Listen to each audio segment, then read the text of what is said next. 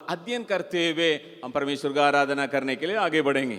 மீண்டும் ஒரு முறையாக ஆண்டவருடைய வசனத்தின் மூலமாக ஆண்டவர் தம்மை எப்படியாக வெளிப்படுத்த விரும்புகிறார் என்பதை தானித்தவர்களாக நாம் ஆராதனையிலே தொடர்ந்து முன்னேறுவோம். जैसा हमने गाया वैसा ही यीशु में ही हमारा जीवन का सब कुछ पाया जाता है. நாம் எப்படியாக பாடினோமோ அது போலவே ஆண்டவராய் இயேசு கிறிஸ்துவின் மூலமாக தான் நம்முடைய வாழ்க்கையினுடைய எல்லா காரியங்களும் கிடைக்கும். लेकिन दुनिया के लोगों का विचार अलग अलग हो सकता है. ஆனால் இந்த உலகத்தினுடைய ஜனங்களுடைய எண்ணங்கள் வெவ்வேறு விதமாக காணப்படலாம். और पैसा ही सब कुछ है कुछ लोग सोचते हैं जरूर. சிலர் பணத்தினால் தான் எல்லாம் முடியும் என்று நினைக்கிறார்கள். कुछ लोग सोचते हैं पढ़ाई में ही सब कुछ है. சிலர் படிப்பினால தான் எல்லாம் முடியும் என்று நினைக்கிறார்கள். और कुछ लोगों का विचार ये है नाम और इन सारे बातें और अच्छा बैकग्राउंड ये सब रहेगा वो काफी है सब कुछ है उसमें. இன்னுமாக சிலர் தங்களுடைய பெயர் இன்னுமாக அவர்களுடைய பேக்ரவுண்ட் இப்படியான காரியங்கள் மூலமாக எல்லா காரியங்களும் முடியும் என்று சாதிக்க முடியலாம் நினைக்கிறார்கள்.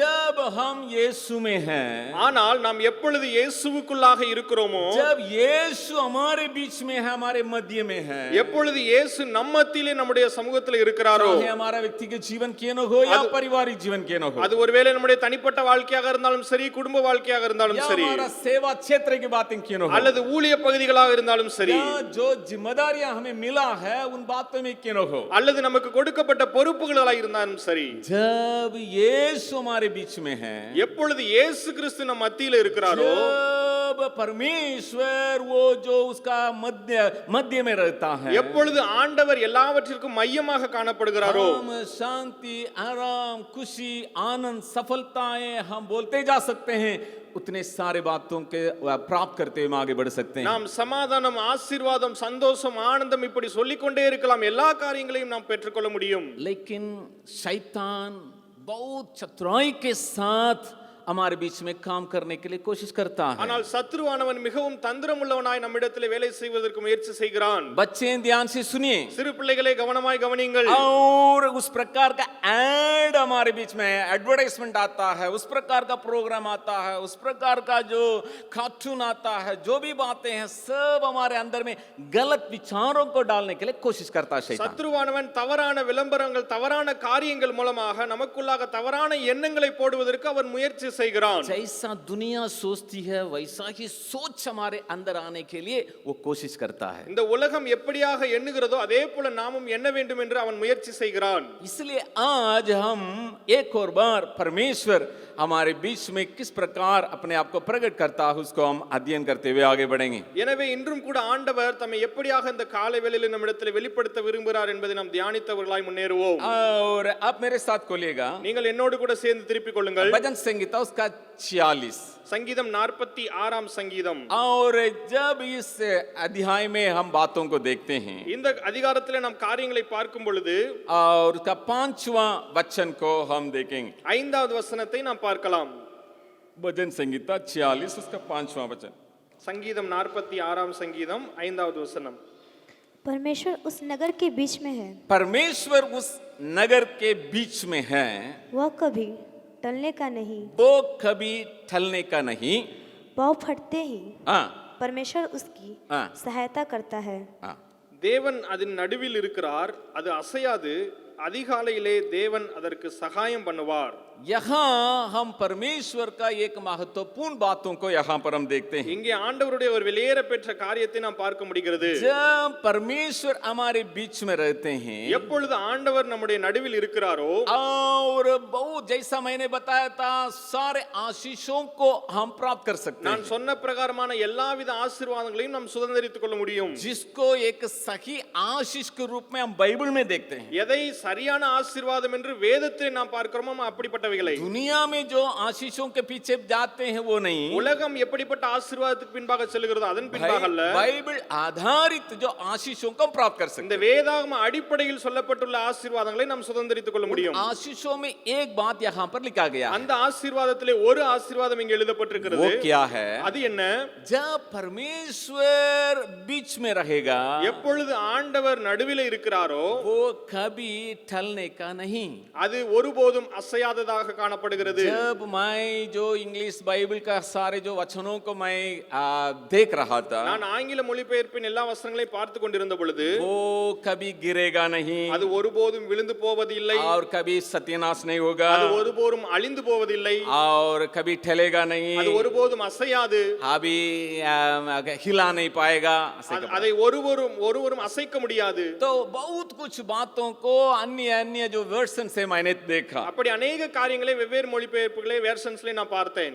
आज जब हम इस वचन को हम देखते हैं, இன்றைக்கு இந்த வசனத்தை நான் பார்க்கும் பொழுது जरूर ये यरूशलेम शहर के बारे में लिखा गया है। ஒரு உண்மைதான், இது எருசலேம் நகரத்தை குறித்து எழுதப்பட்டிருக்கிறது. अगर आप इस वचन का शुरू से लेकर आखिरी तक देखेंगे, அந்த அதிகாரத்தின் முதல் வசனத்திலிருந்து நீங்கள் பார்ப்பீர்கள் என்று சொன்னால் इसे जो भजन संगीता का इतिहास या बैकग्राउंड को अगर आप देखिएगा, இந்த சங்கீதத்தினுடைய பின்னணியை நாம் பார்ப்போம் என்று சொன்னால் हम समझ सकते हैं ये यरूशलेम शहर के बारे में जरूर लिखा गया है। புரிந்து கொள்ள முடியும் இது எருசலேம் நகரத்தை குறித்து எழுதப்பட்டிருக்கிறது என்று சொல்லி. लेकिन ये हमारा जीवन के साथ भी हम तुलना करके हम समझ सकते हैं। ஆனால் இதை நம்முடைய வாழ்க்கையோடும் கூட ஒப்பிட்டும் நாம் பார்க்க முடியும். यहाँ इसका वातावरण को थोड़ा सा देखिएगा, இங்கே இதனுடைய சூழ்நிலையை ஒரு நிமிஷம் நாம் और பார்க்கலாம். दूसरा और तीसरा वचनों को अगर हम देखेंगे, இரண்டாவது மூன்றாவது வசனத்தை பார்க்கும் பொழுது पढ़ेंगे दूसरा और तीसरा। इस कारण हमको कोई भय नहीं, चाहे पृथ्वी उलट जाए चाहे पृथ्वी उलट जाए और पहाड़ समुद्र के बीच में डाल दिया जाए, अगर वो समुद्र का जो लहरें जब उठने के चलते बड़ा बड़ा पर्वत या पहाड़ अगर हिल भी जाए, हम कभी डरेंगे नहीं।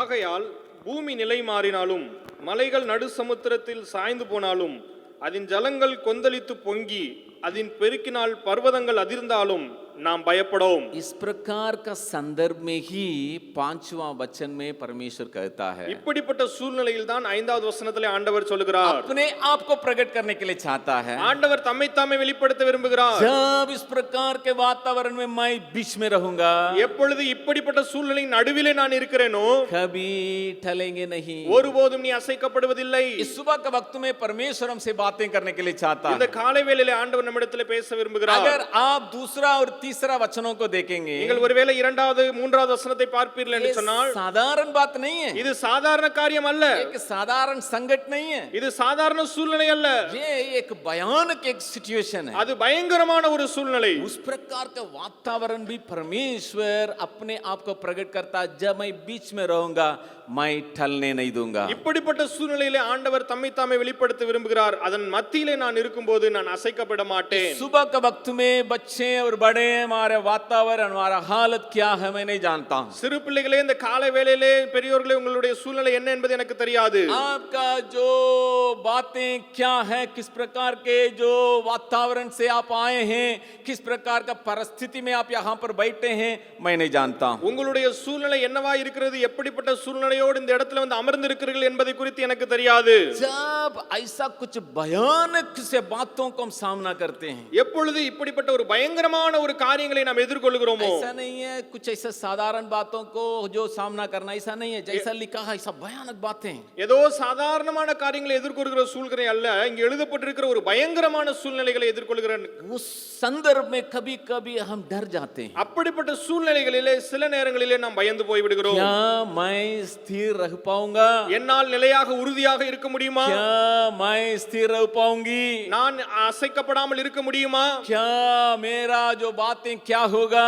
என்னுடைய காரியங்கள் என்னவாகும்? और मेरा दर्शन क्या होगा? என்னுடைய தரிசனம் என்னவாக முடியும்? मेरा पढ़ाई क्या होगा? என்னுடைய படிப்பு எப்படி ஆகும்? और मेरे लिए दिया गया जिम्मेदारी क्या होगा? எனக்காக கொடுக்கப்பட்ட பொறுப்புகள் எப்படி और ஆகும்? मेरा परिवार क्या होगा? என்னுடைய குடும்பம் எந்த சூழ்நிலையில் मेरे இருக்கும்? भविष्य की बातें क्या होगा? என்னுடைய எதிர்கால காரியங்கள் எப்படியாக மாறும்? कभी कभी जो ऐसा जो बातों को हम सामना करते हैं हम डर जाते हैं। சில நேரங்களில் இப்படிப்பட்ட காரியங்களை நாம் சந்திக்கும் பொழுது நாம் பயந்து போய் விடுகிறோம். जैसा मैंने बताया था जो अंग्रेज बाइबल में कई शब्दें दिया गया, நான் எப்படியாக சொன்னேனோ ஆங்கில மொழிபெயர்ப்புகளிலே अनेक விதமான வார்த்தைகள் பயன்படுத்தப்பட்டிருக்கிறது. कभी कभी हमारे अंदर में ऐसा डर आता है, சில நேரங்களிலே நம்முடைய வாழ்க்கையில் இப்படிப்பட்ட ஒரு பயம் வந்து क्या விடுகிறது. मैं खत्म हो जाऊंगा? என்ன நான் என்னுடைய வாழ்க்கை இதோடு முடிந்து விடுமா? क्या मैं हिलाए जाऊंगा? அல்லது நான் அசைக்கப்பட்டு போய் விடுவேனோ? क्या मैं मेरा जो बातें और बिल्कुल खत्म हो जाएगा? என்னுடைய காரியங்கள் முற்றிலுமாக முடிந்து போய் விடுமா?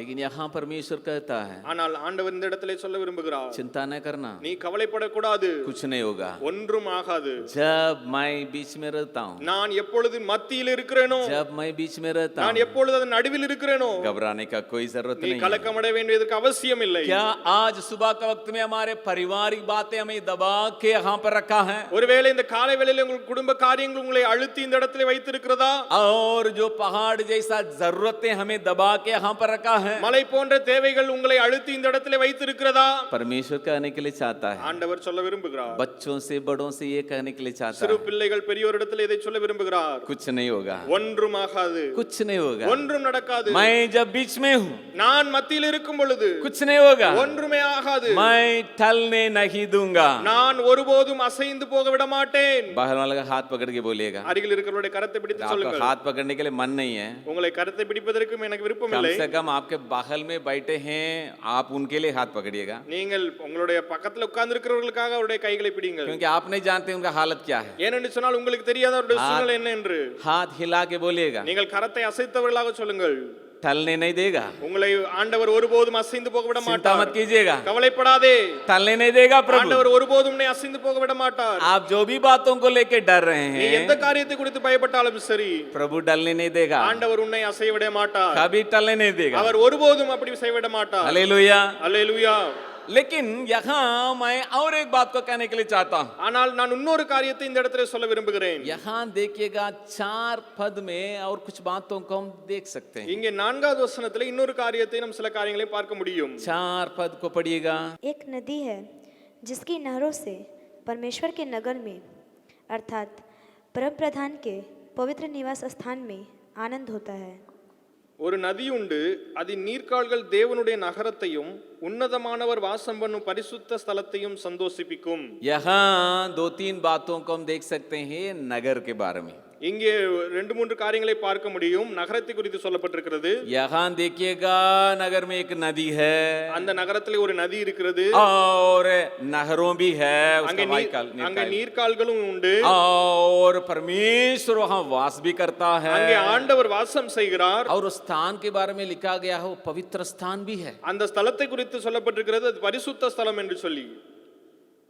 कुछ भी हो, எதுவா இருந்தாலும் சரி, ये कारण से नहीं, இந்த காரணத்தினால அல்ல, वो जो उसमें नदी है, परमेश्वर वास कर रहा है, पवित्र स्थान करके जो नाम है उसके चलते नहीं, அங்கே நதி இருக்கிறது, அங்கே ஆண்டவர் இருக்கிறார், அங்கே பரிசுத்த ஸ்தலம் என்று சொல்லப்பட்டிருக்கிற அந்த பெயர்னால அல்ல। वचन में हम देख सकते हैं நாம் வசனத்திலே பார்க்க முடியும், जब परमेश्वर बीच में रहेगा तब हम टलेंगे नहीं। எப்பொழுது ஆண்டவர் நடுவில் இருக்கிறாரோ அப்பொழுதுதான் நடக்கும்। बच्चे बड़े हम थोड़ा सा हम ध्यान देना जरूरी है, சிறு பிள்ளைகளே பெரியோர்களே நாம் கொஞ்சம் கவனம் கொடுக்க जरूर வேண்டியது हमारे அவசியம்। लिए नाम रह सकता है, நமக்காக பெயர்கள் இருக்கலாம், உண்மைதான்। और कहीं जो टाइटल कहीं बातें हमारे साथ रह सकता है। நமக்கு अनेक பெயர்கள் கொடுக்கப்பட்டிருக்கலாம்। बाहरी रूप से जब हम बहुत कुछ दिखाई पड़ सकते हैं, நாம் வெளிப்பிரகாரமாக अनेक विधமாக தென்படலாம், लेकिन जब परमेश्वर हमारे बीच में रहेंगे जीवन में, ஆனால் நம்முடைய வாழ்க்கையிலே நம்முடைய வாழ்க்கையின் மத்தியிலே ஆண்டவர் எப்பொழுது இருக்கிறாரோ, जब परमेश्वर हमारे परिवार के बीच में रहेंगे, எப்பொழுது ஆண்டவர் நம்முடைய குடும்பத்தின் நடுவில் இருந்து செயல்படுகிறாரோ, जब परमेश्वर हमारे सेवकाई के बीच में रहेंगे, எப்பொழுது அவர் நம்முடைய ஊழியத்தின் மையத்தில் இருந்து கிரியை செய்கிறாரோ, जब परमेश्वर हमारे जवानी उम्र के बीच में रहेंगे, எப்பொழுது ஆண்டவர் நம்முடைய வாலிப வயதின் நடுவில் இருந்து செயல்படுகிறாரோ, तब ही ये संभव है। அப்போதுதான் இது நடக்கும்। जब हम परमेश्वर को धन्यवाद देने के लिए यहाँ पर आए हैं, நாம் இங்கே ஆண்டவருக்கு நன்றி செலுத்துவதற்காக வந்திருக்கிறோம்। एक और बार परमेश्वर हमारे अंदर में एक नया हिम्मत को दिया, ஆண்டவர் மீண்டும் ஒரு முறையாக நமக்கு நல்ல ஒரு தைரியத்தை கொடுத்திருக்கிறார்। वो टलने नहीं देगा, அவர் நம்மை அசைந்து போக விட घबराने மாட்டார்। का कोई जरूरत नहीं அவர் है, கலக்கமடைவதற்கு அவசியம் இல்லை। जैसा मैं डर रहा हूँ वैसा कुछ होगा नहीं, நான் எப்படியாக பயப்படுகிறேனோ அப்படி நடக்க போவது இல்லை। क्योंकि परमेश्वर जब बीच में रहता है वो टलने नहीं देगा। ஏனென்று சொன்னால் அவர் மையத்தில் இருக்கும்போது அவர் அசைந்து போக விட மாட்டார்। जरूर हम परमेश्वर को धन्यवाद देने जा रहे हैं, நாம் உண்மைதான் ஆண்டவருக்கு நன்றி செலுத்த போகிறோம்। लेकिन थोड़ा सा विचार करना, सोचना, अपने आप को जांचना जरूरी है। ஆனால் நம்மை நாமே கொஞ்சம் நிதானித்து பார்க்க வேண்டியது அவசியமா இருக்கிறது। क्या हमारे जीवन में प्रभु बीच में है? என்னுடைய வாழ்க்கையின் மத்தியிலே ஆண்டவர் இருந்து செயல்படுகிறாரா? कभी कभी लग रहा है क्या आगे मेरा जीवन क्या होगा, சில நேரங்களிலே என்னுடைய வாழ்க்கை என்னவாகும் என்று தோன்றுகிறது। कुछ नहीं होगा ஒன்றும் ஆகாது. अगर हमारा जीवन के बीच में प्रभु है. நம்முடைய வாழ்க்கையின் மத்தியிலே ஆண்டவர் இருப்பார் என்று சொன்னால் कभी कभी हमारे अंदर ऐसा चिंता हो सकता है, சில நேரங்களில் நம்முடைய வாழ்க்கையில் அப்படிப்பட்ட ஒரு கவலை வருவதுண்டு. मेरा पारिवारिक जीवन क्या होगा, என்னுடைய குடும்ப வாழ்க்கை எப்படி ஆகும், जो दर्शन को मैं पाकर यहाँ पर आया वो दर्शन क्या होगा. நான் பெற்றுக்கொண்டு வந்த அந்த தரிசனம் என்னவாக முடியும். परमेश्वर मुझे एक जिम्मेदारी दिया है, क्या वो क्या होगा. என் ஆண்டவர் எனக்கு கொடுத்த பொறுப்பு, அந்த பொறுப்பு என்னவாகும். अगर इन सारे बातों में प्रभु बीच में है, இந்த எல்லா காரியத்தின் மத்தியிலும் ஆண்டவர் இருப்பார் என்று சொன்னால் वो टलने नहीं देगा. அவர் ஒருபோதும் அசைவிட மாட்டார். हम हिम्मत के साथ उत्साह के साथ प्रभु को आज हम आराधना करने जा रहे हैं. நாம் தைரியத்தோடும் உற்சாகத்தோடும் இன்றைக்கு ஆண்டவரை ஆராதிக்க போகிறோம். कुछ नहीं होगा, ஒன்றும் ஆகாது. लेकिन समस्या ये है, ஆனால் பிரச்சனை இதுதான். किसी किसी के जो बीच में प्रभु नहीं है, दोस्तीपन है. ஆனால் சில இடங்களிலே மத்தியிலே ஆண்டவர் இல்லை, அந்த யாரோ ஒருவர் நண்பரான காரியங்கள் இருக்கிறார்கள். और दोस्तीपन वो ऐसा कुछ बातें हैं, वो प्रभु को बीच में जगह देने के लिए रोक वहां पर है. ஏதோ உறவுகள் ஆண்டவரை மையமாக வைக்காதபடி அவைகள் தடைகளாக காணப்படுகிறது. किसी किसी का परिवार में पैसा बीच में आ गया, சில குடும்பங்களிலே பணம் நடுவிலே வந்து விட்டது. हमारा पैसा मेरा पैसा, ये परिवार के अंदर குடும்பத்தின்குள்ளே உன்னுடைய பணம் என்னுடைய பணம் என்று சொல்லி. अगर आप अपना परिवार को स्थायी रखने के लिए चाहेंगे, நீங்கள் உங்களுடைய குடும்பத்தை உறுதியாக காத்துக்கொள்ள வேண்டும் என்று अगर சொன்னால், आपका सेवकाई को आप स्थिर रखने के लिए चाहेंगे, நீங்கள் ஊழியத்தை இன்னுமாக ஸ்திரமாக வைக்க வேண்டும் என்று சொன்னால், कई सालों को पहले जब आप प्राप्त किए परमेश्वर का महान दर्शन को आप स्थिर रखने के लिए चाहेंगे, अनेक ஆண்டுகளுக்கு முன்பாக ஆண்டவரிடத்திலிருந்து பெற்றுக்கொண்ட அந்த தரிசனத்தை நீங்கள் காத்துக்கொள்ள வேண்டும் என்று சொன்னால், जब हम परमेश्वर को धन्यवाद देने जा रहे हैं, நாம் ஆண்டவருக்கு நன்றி செலுத்த போகும் பொழுது प्रभु के पास आके एक और बार कहना होगा, நாம் ஆண்டவரிடத்தில் வந்து இன்னொரு முறையாக சொல்ல வேண்டும், प्रभु आपके लिए मैं प्रथम स्थान दूंगा. ஆண்டவரே நான் உமக்கு முதலாவது உத்தம இடத்தை நான் கொடுப்பேன். प्रभु आपको मैं बीच में रखूंगा, ஆண்டவரே உம்மை நான் என்னுடைய வாழ்க்கையின் மத்தியிலே வைப்பேன். कहीं किनारे नहीं, எங்கேயும் ஒரு ஓரத்திலே அல்ல, मैं बीच में रखूंगा. நான் மத்தியிலே வைப்பேன். मैं हिम्मत के साथ कर सकता हूं. நான் தைரியத்தோடு சொல்ல முடியும். और जब आप प्रभु को बीच में रखेंगे, எப்பொழுது நீங்கள் ஆண்டவரை உங்கள் மத்தியிலே வைக்கிறீர்களோ, जो भी बातें बच्चे और बड़े आपके अंदर में घबराहट को रखा है, உங்களுடைய வாழ்க்கையின் கலக்கத்தை வைத்திருக்கிற எப்பேற்பட்ட காரியங்களா இருந்தாலும் சரி, आप उस प्रकार के बातों में आपको कुछ नहीं होगा. அந்த அப்படிப்பட்ட காரியங்களால் உங்களுக்கு ஒன்றும் பாதிப்பு வராது. जब प्रभु को हम बीच में रखेंगे, நீங்கள் எப்பொழுது ஆண்டவருடைய வாழ்க்கையின் மத்தியிலே வைத்திருக்கிறீர்களோ कुछ नहीं होगा. ஒன்றுமே ஆகாது. उस महान परमेश्वर को हम सबको खड़े होके हम आराधना करने जा रहे हैं. அப்படிப்பட்ட மகத்துவம் உள்ள தேவனை நாம் யாவரும் இருக்கிற இடத்துல எழுந்து நின்று ஆராதிக்க போகிறோம்.